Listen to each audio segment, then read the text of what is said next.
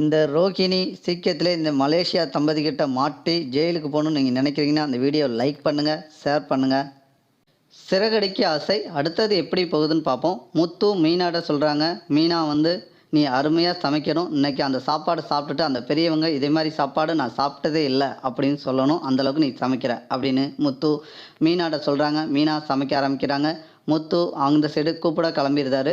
இந்த சைட்லேருந்து பார்த்தீங்கன்னா நம்ம விஜயா உள்ளே வராங்க கிச்சனுக்கு வந்துட்டு மீனாட்ட கேட்குறாங்க, என்ன நிறைய சமைக்கிற, யாருக்கு இவ்வளோ காலம் சமைக்கிற அப்படின்னு விஜயா மீனாட்ட கேட்டோன்னே மீனா சொல்கிறாங்க, இல்லை அன்னைக்கு வெளிநாட்டிலேருந்து 2 பேரும் வரேன்னு சொன்னாங்கல்ல, அவங்க வீட்டுக்கு வராங்க, அவங்களுக்கு தான் சேர்த்து சமைக்கிறேன் அப்படின்னு மீனா நம்ம விஜயாட்ட சொல்கிறாங்க. விஜயா சொன்னோன்னே இது வீட்டுக்கு வரவங்களுக்கு போகிறவங்களுக்கு சமைச்சு போடுற இடமா இது, நீ சமைக்கிறேன்னு வைக்கிறேன்னு சொல்கிற, இதெல்லாம் கேட்டுட்டு செய்ய மாட்டியா அப்படின்னு கேட்டோன்னே மீனா சொல்கிறாங்க, இல்லை அன்னைக்கே மாமாட்ட முத்து கால் பண்ணி கேட்டதுக்கு சரிப்பா கூப்பிட்டு வாங்க அப்படின்னு சொல்லிட்டாங்க, அதனால தான் நாங்கள் கூப்பிட்டு வராங்க அப்படின்னு நம்ம மீனா வந்து விஜயாட்ட சொல்கிறாங்க. அவர்கிட்ட சொன்னால் மட்டும் போதுமா, உனக்கு இங்கே புத்தி போச்சு, நீ எனக்கு வந்து ஃபோன் போட்டோ இல்லாட்டினா எனக்கு நேரில் வந்தோ வீட்டில் தானே இருக்கிறேன், வீட்டில் வந்து சொல்ல மாட்டியா அப்படின்னு சொல்கிறாங்க. உடனே அண்ணாமலை வந்து விஜயாட்ட சொல்கிறாங்க, நான் அன்னைக்கே என்கிட்ட சொல்லிட்டாங்க, நீ எதுக்கு இப்போ தயக்கன்னு குதிக்கிற, ஒன்றும் குதிக்காத, அவங்க வெளிநாட்டிலேருந்து வராங்க, அது பெரியவங்க, அன்னைக்கு கோயில் ஏதோ சந்திச்சாங்களாம், சந்தித்து அன்பாக பேசுனாங்க, சரி வீட்டில் வந்து பெரியவங்களுக்கு சாப்பாடு கொடுத்தா புண்ணியம் தானே அப்படின்னு அண்ணாமலை நம்ம விஜயாட்ட சொன்னோன்னே விஜயா வந்து அப்படி சாப்பிட்டாயிருந்தாங்க. சாப்பிட்டாவுன பிறகு இந்த சைடில் பார்த்தீங்கன்னா ரூமுக்கு போயிருந்தாங்க நம்ம விஜயா. இந்த சைடில் மீனா சமைச்சு முடிக்கிறாங்க. அந்த பெரியவங்க 2 பேரும் முத்து கூப்பிட்டு வராரு. வந்தோன்னே மீனா வந்து இப்போ வாசலில் போய் கூப்பிட போகிறாங்க. யாரெல்லாம் கூப்பிட போகிறாங்கன்னு பார்த்தீங்கன்னா அண்ணாமலை, மீனா, முத்து 3 பேரும் கூப்பிட்டு வராங்க. வீட்டுக்குள்ளே கூப்பிட்டு வந்து உட்கார வைக்கிறாங்க. உட்கார வச்ச பிறகு, ஐயா நீங்கள் எந்த ஊர்லேருந்து வரீங்க அப்படின்னு அண்ணாமலை கேட்குறாரு அந்த வெளிநாட்டுக்காரங்கிட்ட.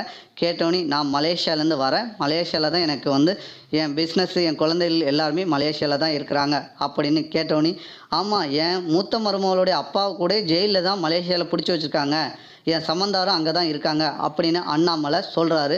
அண்ணாமலை சொன்னோன்னே அவங்களுக்கு ஒரு சுற்றி இருக்கவங்க எல்லாருக்கும் ஷாக் ஆகுது. யாருக்கு முக்கியமாக ஷாக் ஆகுது அப்படின்னு பார்த்தீங்கன்னா நம்ம ரோகிணிக்கு.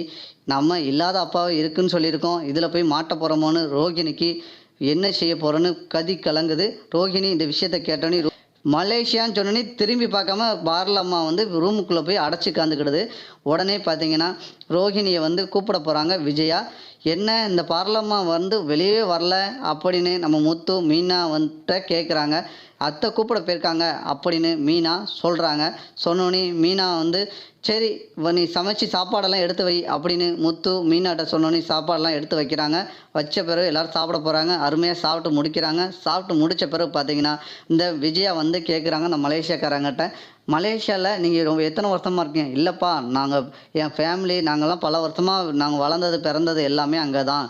தமிழ்நாட்டில் வந்து எங்களுக்கு புரியும், அதனால் இங்கெல்லாம் வந்து இருக்கோம், எங்களுக்கு இங்கே சொந்த பந்தம்லாம் இருக்குது, அதனால் வருஷத்துக்கு ஒருக்க மட்டும் வந்து போவோம் அப்படின்னு முத்துட்டையும் விஜயாட்டையும் அண்ணாமலைட்டையும் ஹாலில் உட்காந்து சொல்கிறாங்க.